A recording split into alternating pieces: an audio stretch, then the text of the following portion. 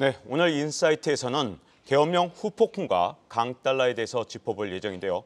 체슬리 투자자문 최일호 상무 나오셨고요. 그리고 IM증권 도곡 WM센터 이화진 과장과 함께하겠습니다. 안녕하세요. 안녕하세요. 네. 안녕하세요. 자, 계엄령 사태 후폭풍이 여전히 거셉니다. 우리나라 증시 정상적으로 개장은 하긴 했지만 여전히 투자자들이 불안한데 지금 나쁜 점을 좀 꼽자면 앞으로 1월 20일에 트럼프 행정부가 출범하는 이런 상황에서 과연 우리를 협상 파트너로 생각할지 그리고 우리가 협상 준비를 생각할지 이것도 좀 걱정이 되는데 그런데 여기서 조금이라도 희망을 찾는다면 우리나라 주가 지수가 이렇게 미국하고 차이 난 적이 없거든요. 상대적으로 엄청나게 쌉니다. 여기다가 환율까지 엄청 올랐기 때문에 원화 가치가 낮으니까 달러로 본 우리 코스피는 굉장히 싸기 때문에 아무래도 이 조금만 계기만 있으면 반등하지 않겠느냐 이런 측면도 좀 있거든요. 자, 여기에 대해서 먼저 최일호 상무 어떻게 보시는지 궁금합니다. 예, 말씀하신 대로 우리나라 증시가 굉장히 싸져서 국내 투자하시는 분들은 인내심 테스트라는 얘기까지 나올 만큼 힘든 상황인 건 맞는데요. 결국엔 그런 상황에서 자신이 투자하고 있는 주식이 너무 많이 빠져서 외면하고 싶으실 것 같습니다. 그런데 그런 때일수록 좀 더 냉정하게 앵커님 말씀하신 대로 조금만 트리거가 나오면 반등할 수 있는 여건은 된다고 생각을 하고 있거든요. 그런 때를 대비해서 반등을 대비한 포트폴리오 재정비, 리밸런싱, 그리고 종목 교체가 필요한 시점이라고 생각을 합니다.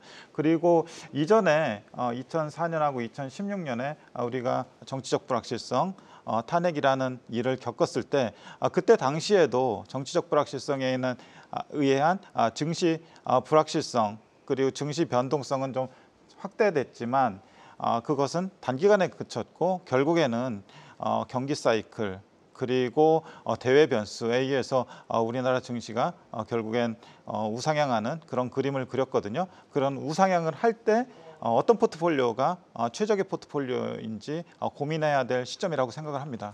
네, 사실 우리 증시가 12월 1월 2일만 하더라도 사실 상황이 좋았어요. 왜냐하면 외국인 투자자들이 많이 들어오면서 이거 뭔가 증시가 이제 좀 다시 상승세를 타는 거 아니냐 이런 생각이 좀 있었는데 근데 지금은 국내 투자자들이 워낙 혼란스러운 상태인 것 같습니다. 이화진 과장 어떻게 보십니까?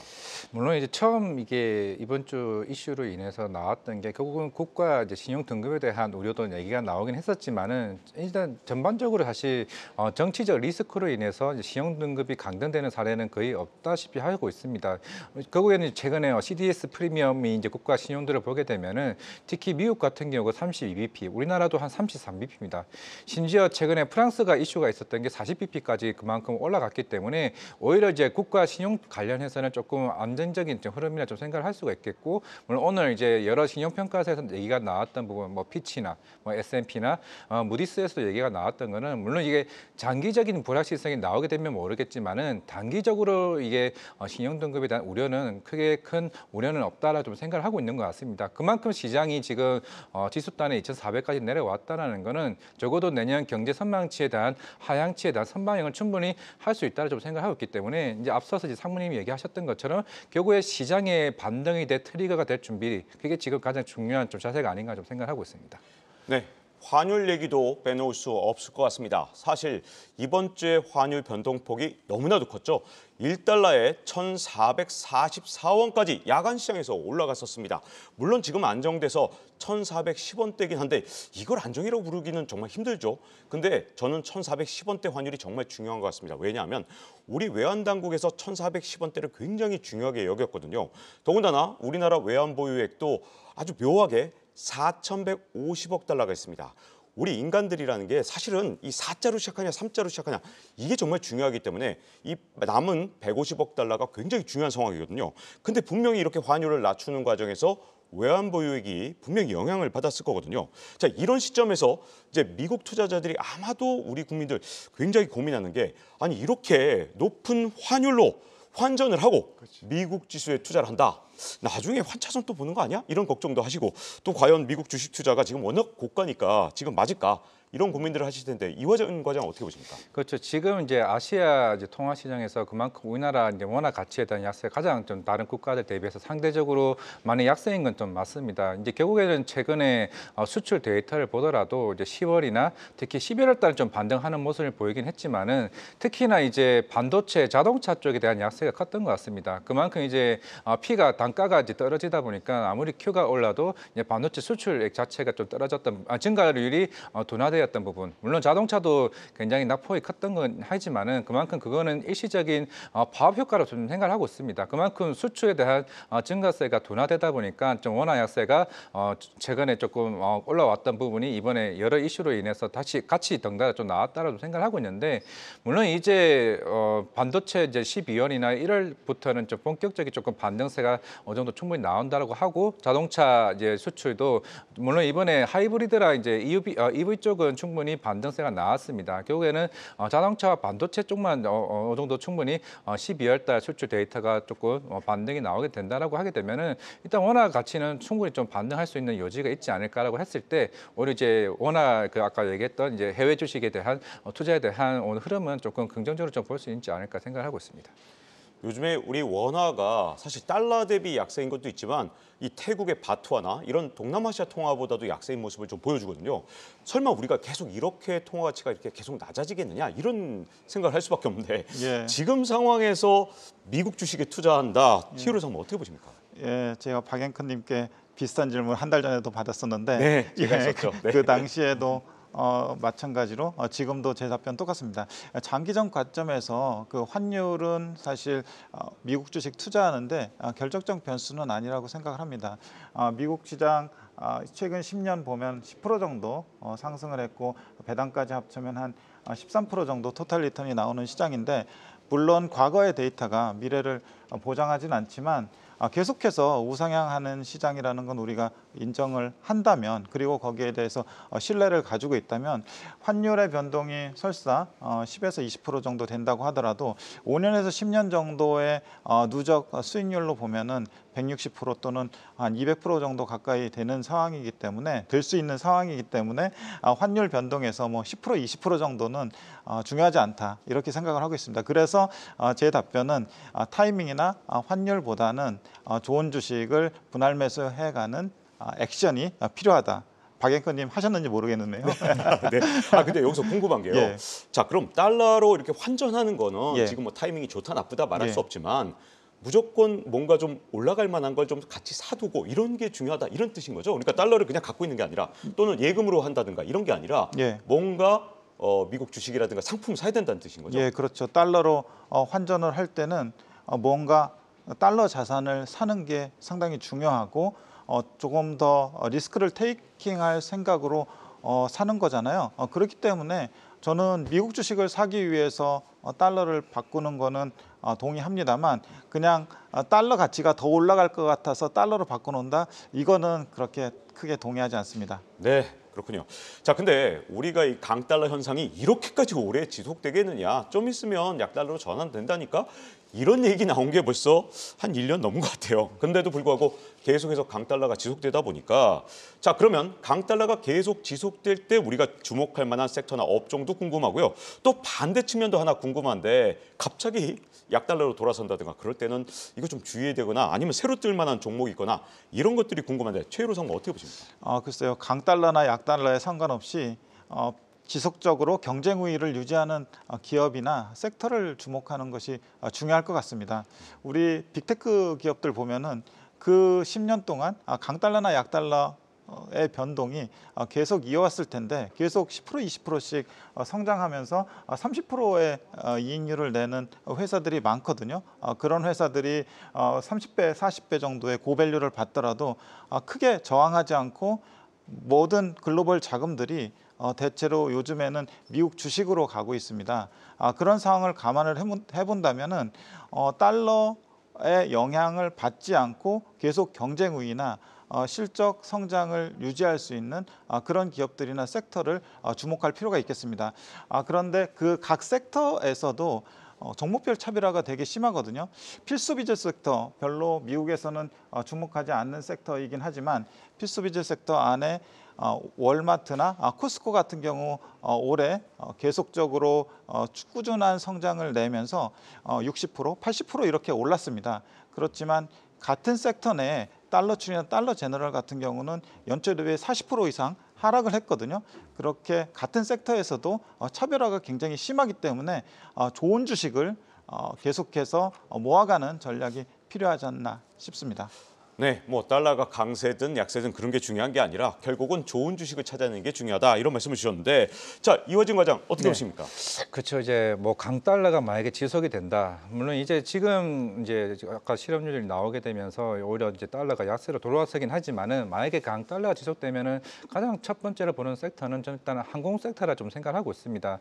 물론 이제 올해 한 8월 달부터 실제로 좀 달러 인덱스 달러 지수와 이제 델타 에어라인이나 유나이티드 에어라인 홀딩스를 주가 차트를 보게 되면 그게 비슷한 흐름으로 가고 있습니다. 물론 이제 유가도 이제 지금 그 유시 달러세에 하향 안정화되고 있는 상황이고 그만큼 이제 강달러가 지속된다라고 하게 되면은 그만큼 이제 오히려 이제 우호적인 이제 그 외부 환경이 좀 나올 수 있다라고 생각을 하고 있는데 물론 이제 델타 라인 같은 경우가 물론 3분기 때 실적이 자칫 조금씩 주춤하는 모습을 보이긴 했었지만은 오히려 4분기 때부터 운임 가격에 대한 상승 그리고 그 원자재 가격에 대한 부담이 좀 줄어들게 되면서 특히 4분기는 또 배당에 대한 정책이 어느 정도 시장에 좀 모멘텀이 좀 계속 부각될 수 있다라고 생각을 해봤을 때는 일단 항공주가 첫 번째로 수혜를 계속 이어받을 가능성이 좀 있다라고 생각을 하고 있고 물론 두 번째 같은 경우는 이제 금융 섹터 뭐 JP모건 체이스나 모건스탠리를 보더라도 그만큼 이제 금리가 꾸준히 좀 상승하는 추세로 지금 10년물 이제 금리가 대략 한 4.2%입니다. 그러면은 그만큼 순이자 이익 자체가 계속 꾸준히 좀 증가하는 추세로 있는 상황이기 때문에 일단은 금융과 항공 섹터가 조금 수혜를 받을 수 있는 부분이 아닌가라고 좀 생각을 하고 있습니다. 근데 또 하나 궁금한 건요. 이 강달러라는 건 진짜 계속 갈 건지 이것도 궁금한데 트럼프가 이제 취임을 하면 관세를 많이 매기게 되고 그렇게 되면 달러화가 계속 강세를 띌 것이다라는 견해도 있지만 또 한편으로는 트럼프가 취임해봐라 보나마나 연준을 어떻게든 압박해서 금리를 낮출 거고 그러면 미국만 이렇게 달러화 강세로 계속 가는 현상 이게 좀 약화될 수도 있다 이런 견해도 있습니다. 최유로 성은 혹시 어떻게 보시는지 결국에는 금리라는 것은 성장과 물가잖아요. 가만히 생각해 보면은 미국의 물가는 2%로 수렴하게 될 것 같고요. 성장 같은 경우도 2%로 수렴할 것 같은데 지금 10년물 국채금리 보면은 4.1%, 4.2% 이러잖아요. 계속 그 방향으로 갈 것 같습니다. 그래서 미국 경기가 약간 둔화된다고 하더라도 성장과 물가를 감안한 미국채 10년 금리는 3%대 중후반에서 4%대 초반 정도에서 움직일 것으로 생각이 되는데 여기에서 달러가 더 강하게 간다면 미국의 물가가 폭등을 하거나 아니면 성장이 우리가 생각했던 것보다 더 세게 나와야 되는데 그럴 가능성은 희박하다고 보기 때문에 달러 강세는 이쯤에서 진정되지 않을까라는 생각을 하고 있고요. 따라서 그동안 다른 통화 대비 지나치게 강했던 달러 강세는 완화되지 않을까 싶습니다. 네, 달러가 진짜 강해도 너무너무 강한 상황이란 말이죠. 그러다 보니까 야, 이 달러 강세가 언제까지 가겠냐 이런 얘기들이 정말 많아요. 이화진 과장은 어떻게 생각하세요? 그렇죠. 일단은 뭐 달러가 지속된다는 흐름은 조금 다르게 좀 생각을 하고 있는 상황이라 좀 생각을 하고 있고 물론 이제 향후에 일본에 대한 금리 여부도 좀 중요하겠지만은 물론 이제 트럼프 당선인이 향후에 정책적을 봤을 때는 물론 이제 강달러 이제 기조가 좀 맞기는 하겠습니다만은 결국에는 이제 그 정책들이 뭐 다 이루어진다를 좀 생각하고 있지는 않지만은 결국에는 이제 금리 인하 기조가 내년에 적어도 2회, 3회 인하 기조로 계속 간다라고 했을 때는 결국에는 전반적인 글로벌의 흐름 자체가 지금 정반대로 움직인다라고 했을 때는 강달러가 유지되는 건 조금은 쉽지는 않다라고 좀 생각을 하고 있습니다. 네, 그러면 앞으로 이 강달러가 유지되면서 그쪽에 이제 투자하는 것도 중요하지만 약달러에 대해서도 약간은 대비를 해두는 것도 좀 필요하다 이렇게 좀 볼 수 있을 것 같은데 자 그러면 트럼프 당선인 취임이 이제 한 달 남짓 남았단 말입니다. 그런데 트럼프 2기가 개막했을 때 이 국내 증시를 한번 보고 싶은데요. 과연 이 호재 섹터 그리고 또 악재 섹터가 있다면 하나씩만 짚어주실 때 이화진 과장 어떤 부분이 있을까요? 일단은 호재 섹터는 전 개인적으로 조선 섹터가 생각보다 큰 수혜를 좀 받을 수 있다고 생각하고 있습니다. 물론 이제 MRO 사업 자체가 이제 연간 한 20조 시장 규모이긴 하겠지만은 결국에는 2025년부터 27년까지 결국에는 중국에 대한 군비 경쟁이 있어서 이제 MRO 사업이 가장 큰 수혜를 보일 수는 있다고 생각하고 있습니다. 물론 이제 미국에 있는 해군 이제 정비센터가 이제 일본의 이제 미쓰비시 중공업 쪽에 이제 정착을 하고 있는 상황이기 때문에 물론 일본과 이거를 나눌 수 있다고 생각하고 있지만은 대신에 이제 건조 능력이나 이런 기술적인 측면에서는 워낙 이제 우리나라가 조금 앞서 있다라고 좀 생각을 해봤을 때는 하나오션이나 이제 현대중공업에 대한 이제 수혜가 더 커질 수 있다고 생각을 하고 있습니다. 실제로 지금의 20조 시장 규모가 중요한 게 아니고 결국에는 향후에 더 많은 수주를 받을 수 있느냐가 여부가 좀 굉장히 좀 중요하다라고 봤을 때는 내년이 오히려 이제 실적과 수주가 더 크게 나올 수 있을 조선 섹터가 가장 호재인 섹터 좀 말씀을 드리겠고 일단은 부정적인 섹터는 결국에는 2차 전지가 될 수밖에 없는 것 같습니다. 그만큼 이제 오늘 일론 머스크도 이제 SNS에 올렸고 이제 트럼프 이제 당선인도 일론 머스크 같이 찍은 사진을 올렸는데 결국에는 이 한마디가 좀 중요한 것 같습니다. 전기차 보조금에 대해서 모두 폐지해달라. 물론 이제 한간에는 이제 AMPC 세액 공제까지는 얘기가 나오고는 있지만은 결국에는 이게 내년에 업황에 대한 회복 지연, 결국에 이게 가장 중요한 것 같습니다. 물론 이제 BYD나 테슬라의 목적은 가격을 저가 정책을 통해서 이 시장 점유율을 높이겠다는 이제 의미이기도 하고 그만큼 우리나라 이제 배터리나 이제 전기차에 대한 속도를 이제 지연시키는 게 좀 그게 문제가 되지 않을까 생각을 하고 있습니다. 물론 최근에 노스폴트 이제 파산 신청권도 결국에는 이게 제품을 만드는 개발 기간만 한 3년 정도 걸립니다. 그런 게 있기 때문에 당장의 반사 수혜가 없다는 점을 봤을 때는 일단 2차 전지에 대한 부분은 조금 시간이 필요하다 말씀드리겠습니다. 자, 이렇게 국내에서 호재와 악재 섹터를 좀 알아봤는데 자, 그러면 이제 미국으로 시야를 좀 바꿔서요. 미국 주식 포트폴리오 가신 분들 트럼프 2기의 비중을 확대되거나 아니면 축소해야 될 섹터가 있다면 자, 최유로 상무 어떤 부분이 있을까요? 예, 확대될 섹터는 IT 금융이고요. 축소해야 될 섹터는 에너지라고 생각합니다. 에너지 쪽은 좀 그래도 강조했던 거 아닙니까? 예, 네. 에너지 쪽을 축소해야 된다고 생각하는 이유는 트럼프 2기나 그 어떤 당선인이 나온다고 하더라도 에너지 섹터는 기본적으로 시클리컬하고 특히 유가의 영향을 많이 받는데 트럼프 행정부의 기조 자체는 에너지의 규제 완화를 통해서 에너지 가격을 낮추는 전략을 쓰기 때문에 유가 상승의 가능성은 그만큼 줄어들고 그거에 따라서 에너지 섹터가 부정적 영향을 받을 가능성이 높다고 생각을 하고 있고요.